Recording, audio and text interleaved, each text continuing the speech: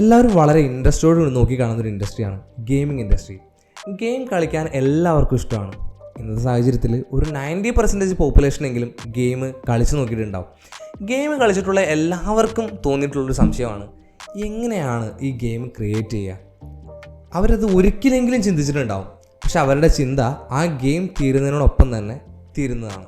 കാരണം ഒരു ഗെയിമിംഗ് ഇൻഡസ്ട്രിയുടെ അകത്തേക്ക് എങ്ങനെയാണ് കടക്കുക, അല്ലെങ്കിൽ അത് ഗെയിം ക്രിയേറ്റ് ചെയ്യാൻ എന്തെല്ലാം ക്വാളിഫിക്കേഷൻസ് ആവശ്യമാണ്, അതുപോലെ തന്നെ ഇത് പഠിച്ചുകൊണ്ട് വല്ല സ്കോപ്പും ഉണ്ടോ, അതുപോലെ ഈ ഇൻഡസ്ട്രി അത്യാവശ്യം വലിയ ഇൻഡസ്ട്രി ആണോ, അങ്ങനെയുള്ള ഒരുപാട് ചോദ്യങ്ങൾ അവരുടെ മനസ്സിലുണ്ടാവും. തമ്പനയിൽ കണ്ട് വന്നവരാരും വിഷമിക്കേണ്ട. കാരണം നമ്മളിവിടെ പഠിപ്പിക്കാൻ പോകുന്നത് എങ്ങനെയാണ് ഒരു ഗെയിം ക്രിയേറ്റ് ചെയ്യുക എന്ന് തന്നെയാണ്. പക്ഷേ അതിനു മുമ്പ് ഇത്തരത്തിലുള്ള കുറച്ച് സംശയങ്ങൾ നമുക്ക് മാറ്റേണ്ടതുണ്ട്. സോ നമുക്ക് ഫസ്റ്റ് ഡൗട്ടിലേക്ക് തന്നെ പോവാം. Gaming industry. സോ ഗെയിമിംഗ് ഇൻഡസ്ട്രിയുടെ വലുപ്പം അറിയാനായിട്ട് നമുക്ക് ഗെയിമിംഗ് ഇൻഡസ്ട്രിയെ മറ്റൊരു ഇൻഡസ്ട്രിയായിട്ട് കമ്പയർ ചെയ്ത് നോക്കാം. നമുക്ക് എല്ലാവർക്കും വളരെ സുപരിചിതമായിട്ടുള്ള ഇൻഡസ്ട്രിയാണ് ഫിലിം ഇൻഡസ്ട്രി. അത് നമ്മുടെ തൊട്ട അയൽ സംസ്ഥാനത്ത് കിടക്കുന്ന വിജയ് സാറിൻ്റെ ശമ്പളമായിട്ടും MCUവിൽ VFXന് വേണ്ടി ചിലവഴിക്കുന്ന തുകയായിട്ടും ആദിപുരുഷൻ്റെ VFXന് വേണ്ടി ചിലവഴിക്കുന്ന തുകയായിട്ടും അതുപോലെ തന്നെ നമ്മുടെ ബാഹുബലിയുടെ ബഡ്ജറ്റായിട്ടും നമ്മളെല്ലാവരും അതിനെക്കുറിച്ച് അതിനുള്ള ഫിഗേഴ്സിനെ കുറിച്ച് എവിടെയെങ്കിലുമൊക്കെ കേട്ടിട്ടുണ്ടാവും. സോ നമുക്ക് 2021 കണക്കെടുക്കാം. ഈ കണക്കെടുക്കുമ്പോൾ ഏറ്റവും കൂടുതൽ ശ്രദ്ധിക്കേണ്ട കാര്യം ഇന്ത്യൻ ഫിലിംസ് ക്രിയേറ്റ് ചെയ്യുന്നതും അല്ലെങ്കിൽ ഒരു ബോക്സ് ഓഫീസ് നേടുന്നതിൻ്റെയോ എത്രയോ ഇരട്ടിയാണ് ഹോളിവുഡ് ഫിലിംസ് അതുപോലെ MCU ഫ്രാഞ്ചൈസിയൊക്കെ ക്രിയേറ്റ് ചെയ്യുന്നത് എന്ന് ചിന്തിക്കുക.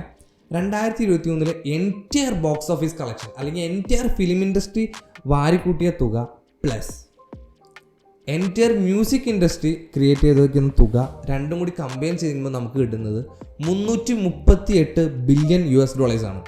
എന്നാൽ ഗെയിമിംഗ് ഇൻഡസ്ട്രി മാത്രം എടുത്തു നോക്കിക്കഴിഞ്ഞാൽ നമുക്ക് കിട്ടുന്ന തുക $409 ബില്യൺ ആണ്. ഇതിൽ നിന്ന് തന്നെ നമുക്ക് മനസ്സിലാവും എത്രത്തോളം വലുതാണ് ഗെയിം ഡെവലപ്പിംഗ് ഇൻഡസ്ട്രി എന്നുള്ളത്. പക്ഷെ നമ്മൾ ഇന്ത്യക്കാർ എല്ലാത്തിലും ഒരു കൈ പരീക്ഷിക്കുന്ന നമ്മൾ ഇന്ത്യക്കാർ യൂട്യൂബൊക്കെ അടക്കി ഭരിച്ചുകൊണ്ടിരിക്കുകയാണ്. പക്ഷെ നമ്മുടെ ഒരു ദൃഷ്ടി അവിടേക്ക് പതിഞ്ഞിട്ടില്ല. ഗെയിമിങ്ങിനകത്തേക്ക് ഒട്ടും ശ്രീ മുകേഷ് അംബാനിയുടെ വാക്കുകൾ കടമെടുക്കാമെന്നുണ്ടെങ്കിൽ there is a huge potential for gaming to grow in India.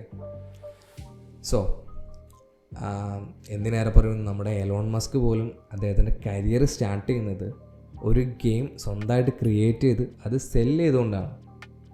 So നമ്മൾ പറഞ്ഞ പോലെ 2027 ഗെയിമിംഗ് ഇൻഡസ്ട്രി ഒറ്റയ്ക്ക് ക്രിയേറ്റ് ചെയ്തിട്ടുള്ളത് $409 ബില്യൺ ആണ്. അത് 2027 ആകുമ്പോഴേക്കും അതിൻ്റെ ഇരട്ടി, അതായത് $800 ബില്യൺ എത്തുമെന്നാണ് കണക്കുകൾ സൂചിപ്പിക്കുന്നത്. ഇപ്പോഴത്തെ യുഗം എന്ന് പറഞ്ഞാൽ AI യുഗമാണ്.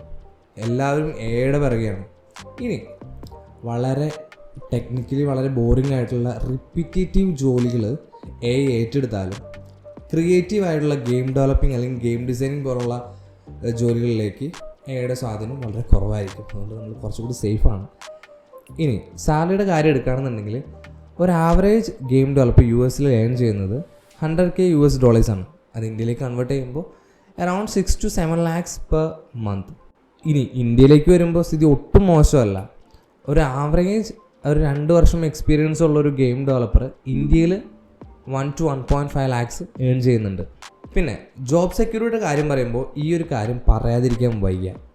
നിങ്ങളൊരു ബാക്ക് എൻഡ് ഡെവലപ്പർ ആണെന്ന് അസ്യൂം ചെയ്യുക. നിങ്ങളുടെ ഫസ്റ്റ് ഇൻകം എന്ന് പറയുന്നത് നിങ്ങളുടെ ജോബിൽ നിന്ന് കിട്ടുന്ന ആ ഒരു ഇൻകം തന്നെയാണ്. ഇനി അതല്ലാതെ നിങ്ങൾക്ക് വേറൊരു ഇൻകം ജനറേറ്റ് ചെയ്യുന്നുണ്ടെങ്കിൽ നിങ്ങൾക്കൊരു ഫ്രീലാൻസിൽ നിങ്ങൾക്കൊരു വർക്ക് ക്രിയേറ്റ് ചെയ്യാം, അല്ലെങ്കിൽ ഫ്രീലാൻസ് വഴി നിങ്ങൾക്ക് വർക്കുകൾ എടുക്കാം. പക്ഷെ എല്ലായ്പ്പോഴും നമുക്ക് ചിന്തിക്കേണ്ട കാര്യം അവിടെ നിങ്ങൾക്കൊരു ക്ലയൻ്റ് ആവശ്യമാണ്. ഇപ്പോൾ നിങ്ങളൊരു വെബ്സൈറ്റ്, ഇപ്പോൾ ബാക്ക് എൻഡ് ഡെവലപ്പർ കുറച്ചും കൂടി നമുക്ക് പരിചിതമല്ലാത്തതുകൊണ്ട് ഞാൻ വേറൊരു എക്സാമ്പിൾ പറയാം. നിങ്ങളൊരു വെബ്സൈറ്റ് ഡെവലപ്പർ ആണെന്ന് വിചാരിച്ചു. നിങ്ങൾക്ക് വെബ്സൈറ്റ് ഡെവലപ്പ് ചെയ്ത് കൊടുക്കാനായിട്ട് നിങ്ങൾക്ക് അവിടെ ഒരു ക്ലയൻറ്റ് വേണം. ഒരു ക്ലയൻറ്റിൻ്റെ ആവശ്യത്തിനനുസരിച്ചാണ് നമ്മൾ വെബ്സൈറ്റ് കസ്റ്റമൈസ് ചെയ്ത് കൊടുക്കുന്നത്. ഇപ്പോൾ നിങ്ങൾക്ക് ഒരു ക്ലയൻറ്റും ഇല്ലെങ്കിൽ നിങ്ങൾക്ക് വെബ്സൈറ്റ് വെറുതെ ക്രിയേറ്റ് ചെയ്ത് സെല് ചെയ്യാൻ പറ്റില്ല. പക്ഷേ ഗെയിം ഡെവലപ്മെൻറ്റിൻ്റെ കാര്യം പറയുമ്പോൾ അതങ്ങനെയല്ല. ഇവിടെ പ്ലേ സ്റ്റോറും ആപ്പ് സ്റ്റോറും ഓപ്പൺ മാർക്കറ്റാണ്. മാത്രമല്ല നമുക്കത് ഗ്ലോബൽ മാർക്കറ്റാണ്. നമ്മൾ ഇവിടെ റിലീസ് ചെയ്യുന്ന ഗെയിമുകൾ എല്ലാ രാജ്യത്തും ഒട്ടുമിക്ക എനിക്ക് തോന്നുന്നു പ്ലേ സ്റ്റോറിൽ 190 മുതൽ 230 രാജ്യങ്ങളിൽ വരെ സപ്പോർട്ടുണ്ട്. ഈ രാജ്യങ്ങളിലെല്ലാം നമ്മുടെ ഗെയിം റിലീസ് ആവുന്നുണ്ട്. ഇത് ഞാൻ വെറുതെ പറയുന്നതല്ല. നമ്മുടെ കേരളത്തിൽ തന്നെ ജോബെല്ലാം, നിങ്ങളുടെ സോക്കോൾ ജോബ് എല്ലാം ക്വിറ്റ് ചെയ്തിട്ട് പ്ലേ സ്റ്റോറിൽ കൂടെ ആപ്പ് സ്റ്റോറിൽ കൂടെയും തങ്ങളുടെ ഗെയിം അതിനകത്ത് കൂടെ പബ്ലിഷ് ചെയ്ത് ലാക്സ് ആൻഡ് ലാക്സിൽ ഏൺ ചെയ്യുന്ന ഒരുപാട് ഡെവലപ്പേഴ്സ് നമുക്ക് ചുറ്റുമുണ്ട്. സോ ജോബ് സെക്യൂരിറ്റിയുടെ കാര്യം നമുക്ക് ഉറപ്പിക്കാം. സോ നമുക്ക് ഏറ്റവും ഇമ്പോർട്ടൻ്റ് ആയിട്ടുള്ള ആ ഒരു ക്വസ്റ്റ്യനിലേക്ക് കിടക്കാം. എന്താണ് ഒരു ഗെയിം ഡെവലപ്പർ ആവാനുള്ള ക്വാളിഫിക്കേഷൻസ്? ഒരു ഗെയിം ഡെവലപ്പർ ആവാനായിട്ട് ബിരുദങ്ങളോ അല്ലെങ്കിൽ ബിരുദാനന്തര ബിരുദങ്ങളോ ഒന്നും ആവശ്യമില്ല. അത്യാവശ്യം കോമൺ സെൻസും സാമാന്യ ലോജിക്കും ഉള്ള ഏതൊരാൾക്കും ഗെയിം ഡെവലപ്പർ ആവാം. ഇത് ഞാൻ വെറുതെ ഭംഗിയൊക്കെ പറയുന്നതല്ല. ഇനി നമുക്ക് താഴെ വരുന്ന ട്യൂട്ടോറിയലുകളിൽ ഞാനത് തെളിയിക്കും. ഓക്കെ, സോ എല്ലാം പറഞ്ഞു പോയ കൂട്ടത്തിൽ ഞാൻ എന്നെ പരിചയപ്പെടുത്താൻ മറന്നുപോയി. Such a selfless fellow. Myself Prince Thomas. I am the founder and CEO of Rextech studios. So നമ്മളിവിടെ ഒരു കംപ്ലീറ്റ് ഗെയിം ഡെവലപ്പിംഗ് ട്യൂട്ടോറിയലായിട്ടാണ് വന്നിട്ടുള്ളത്. നമ്മൾ വളരെ ബേസിക് ആയിട്ടുള്ള കാര്യങ്ങളിൽ തുടങ്ങി ഒരു ഗെയിം എങ്ങനെ ക്രിയേറ്റ് ചെയ്യാം എന്നത് വരെയുള്ള എല്ലാ കാര്യങ്ങളും നമ്മൾ ഈ ട്യൂട്ടോറിയൽ കവർ ചെയ്യുന്നതാണ്. ബേസിക് എന്ന് പറഞ്ഞു കഴിഞ്ഞാൽ നമ്മളൊരു ഗെയിം എഞ്ചിൻ ചൂസ് ചെയ്യുന്നത് മുതൽ ആ ഗെയിം എഞ്ചിൻ എങ്ങനെ ഡൗൺലോഡ് ചെയ്യാം എന്നുവരെയുള്ള ബേസിക് കാര്യങ്ങളെല്ലാം ഈ കോഴ്സിനകത്ത് അവൈലബിൾ ആയിരിക്കും. അതുപോലെ തന്നെ വരുന്ന വീഡിയോസിനകത്ത് നമ്മൾ വളരെ ടാർഗറ്റ് ഓറിയൻറ്റഡ് ആയിട്ടായിരിക്കും നമ്മുടെ ക്ലാസ്സുകൾ ഉണ്ടാവുക. ഉദാഹരണത്തിന് എന്താ പറയുക, ഒരു 10-30 തിയറി ക്ലാസ്സുകൾ കഴിഞ്ഞതിന് ശേഷം നിങ്ങളെ ബോറടിപ്പിച്ച് മരവിപ്പിച്ചതിന് ശേഷം ആയിരിക്കില്ല ഗെയിം ഡെവലപ്പിംഗിലേക്ക് കൊണ്ടുപോകുക. വളരെ ബേസിക് ആയിട്ടുള്ള കാര്യങ്ങൾ പറഞ്ഞതിന് ശേഷം മാത്രം ഗെയിം ഡെവലപ്പിംഗ് സ്റ്റാർട്ട് ചെയ്യും. അതുപോലെ തന്നെ ഒരു കിളി, ഇപ്പോൾ ഒരു ഗെയിം ഡെവലപ്പിങ്ങിനകത്ത് ഒരു ബേർഡ് താഴേക്ക് വീഴുന്ന ആ ഒരു മൊമെൻറ്റിലായിരിക്കും ഗ്രാവിറ്റി ഇൻട്രൊഡ്യൂസ് ചെയ്യുക. ആ ഒരു രീതിയിലായിരിക്കും നമ്മുടെ ക്ലാസ്സുകൾ വളരെ എൻഗേജിങ് ആയിട്ട് കൊണ്ടുപോകണം എന്നാണ് എൻ്റെ ആഗ്രഹം. സോ വീഡിയോ ഇഷ്ടമായെങ്കിൽ ലൈക്ക് ചെയ്യുക. ഗെയിം ഡെവലപ്മെൻറ്റ് റിലേറ്റഡ് ആയിട്ടുള്ള എല്ലാ ക്വസ്റ്റ്യൻസിനും കമൻറ്റ് സെക്ഷനിൽ ആൻസർ തരുന്നതാണ്. അതുപോലെ ഇനി വരുന്ന ഗെയിം ഡെവലപ്പിംഗ് ട്യൂട്ടോറിയൽ മിസ് ചെയ്യാതിരിക്കാനായിട്ട് സബ്സ്ക്രൈബ് ചെയ്യുക. Thank U.